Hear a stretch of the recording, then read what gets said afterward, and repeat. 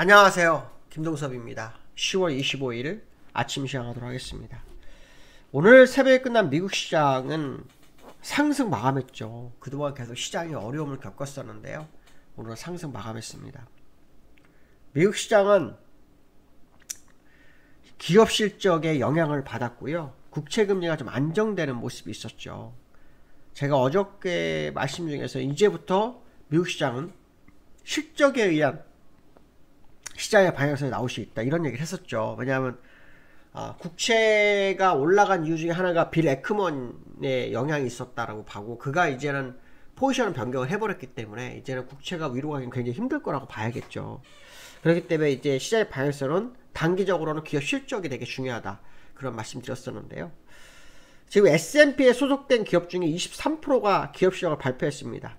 근데 이 중에서 77%가 예상을 상회했죠. 시장 예상치가 굉장히 높게 나오고 있습니다. 그래서 기업 실적이 향후 어떤 식으로 나올지 봐야 되는데요. 오늘 발표된 실적 중에 하나는 코카콜라가 3분기 실적을 발표했는데요. 매출과 수익이 모두 예상치를 상회하면서 2%대 상승을 했고요. 그 다음에 스포리파라는 음원업체가 있습니다. 거기서 3분기 예상을 뛰어넘는 실적을 발표하면서 10%나 올라갔고요. 제너럴 모터스는 실적은 좋았는데 노조 파업으로 인해서 비용이 증가했다 해갖고 소폭 하락하는 모습이 있었고요. 일단 기업 실적이 좋습니다. 오늘 장 끝나고도 미국 장 끝나고도 구글, 알파벳, 마이크로소프트사 이런 기업들이 실적 발표가 있어요. 그래서 시간에가 지금 조금 내려오는 게 실적 발표에 있어서 실적이 별로 안 좋았는지 상승하고 소폭 내려주는 그런 상황도 있는 상황입니다. 10년물 국채금리가 4.827%로 끝났는데요.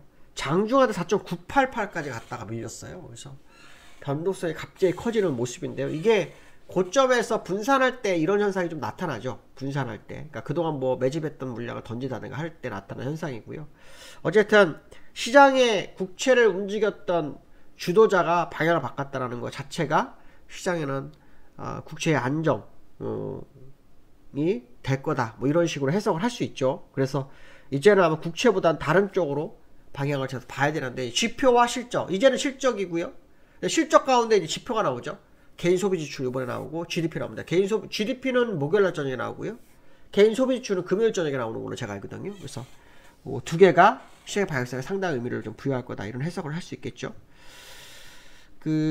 제이미 다이먼이 연준을 비판하는 발언이네요. 연준을 비판하는데요. 이게 18개월 전에 연준이 인플레이션일 때 올라갈 때 일시적이다 해갖고 시간을 때웠잖아요. 그때 제가 빨리 금리 인상을 해야 한다라고 여러 번 얘기를 했는데 얘기를 거의 시간을 버렸잖아요. 그 문제 그때 오판을 비판을 해요. 비판하면서 뭐라고 하냐면 지금 더 문제다. 앞으로 문제인데 왜 오판을 하고 있는지 모르는데 이런 식으로 얘기를 하더라고요. 아마도 지금 제이미 다이먼은 1970년대처럼 인플레이션이 위험한 수준이다라고 생각을 하는 것 같아요. 그래서 얼마 전에도 제이미 다이먼이 앞으로 미래가 괜히 어려울 것 같다 이런 식으로 얘기를 많이 했거든요. 그래서 내년도 침체 가능성이 시장이 많이 나오고 있는데요. 근데 이게 이제 어떻게 보면은 1970년대로 계산해 본다면 금리 인상을 더 해야 된다는 거죠. 인플레이션이 더 커질 수 있기 때문에 그 얘기인 거고. 그렇지만 또 그의 말을 가만히 보면 내년에 침체가 오니까 미리 침체를 막아라 이런 의미도 있어요. 되게 좀 이해가 안 되는 부분인데 제가 보는 부분으로는 일단 금리 인상은 멈췄을 확률이 굉장히 높다고 봅니다. 그리고 연준이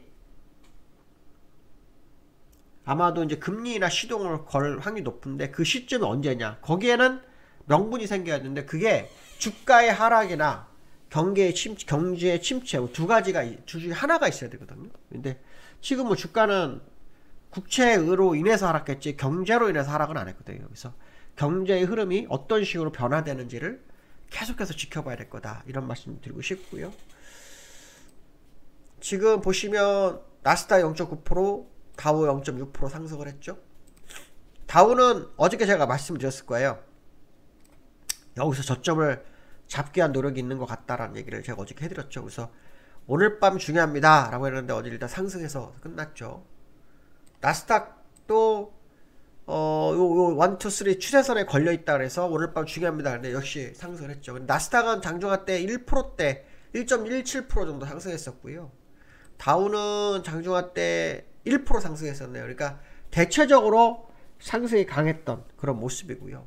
유가는 하락을 또 했습니다. 서부텍사스 중진료는 하락을 했습니다. 서부텍사스 중진료를 보면요, 2% 정도 하락했습니다. 이게 정상이죠.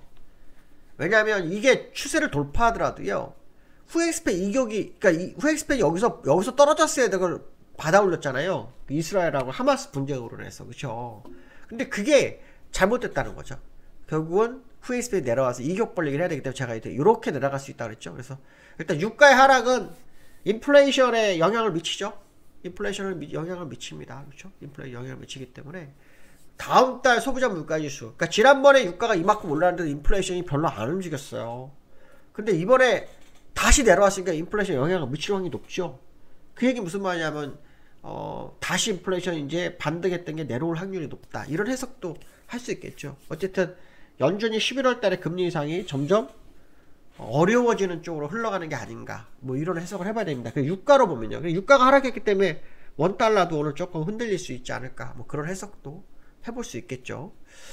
그 다음에 두 번째로는 원달러가 11원 급락을 했네요. 급락을 했습니다. 원달러가 11원 하락해가지고요, 1344만원에 끝났는데요.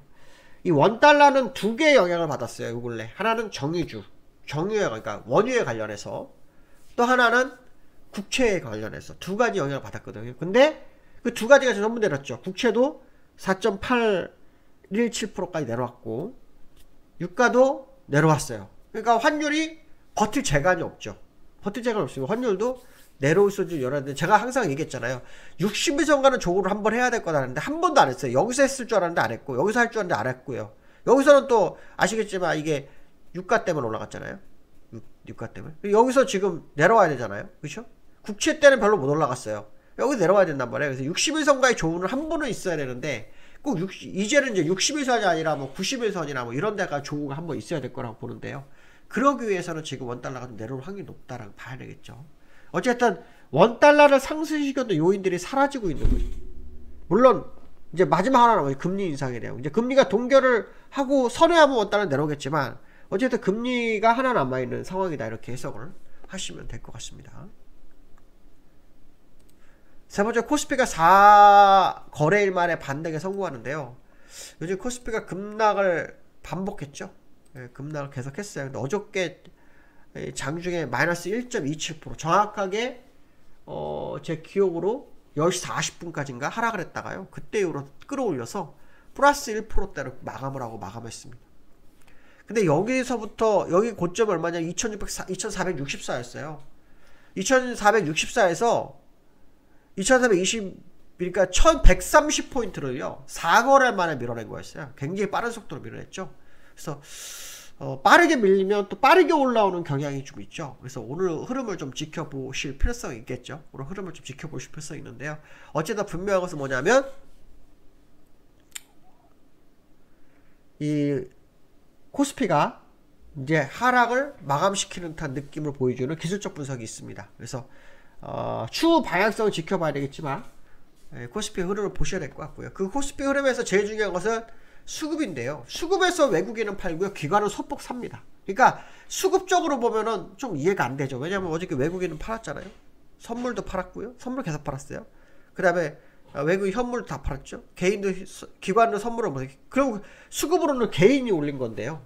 얼마 전에 개인들이 아시겠지만 로스컷을 엄청 많이 당했어요.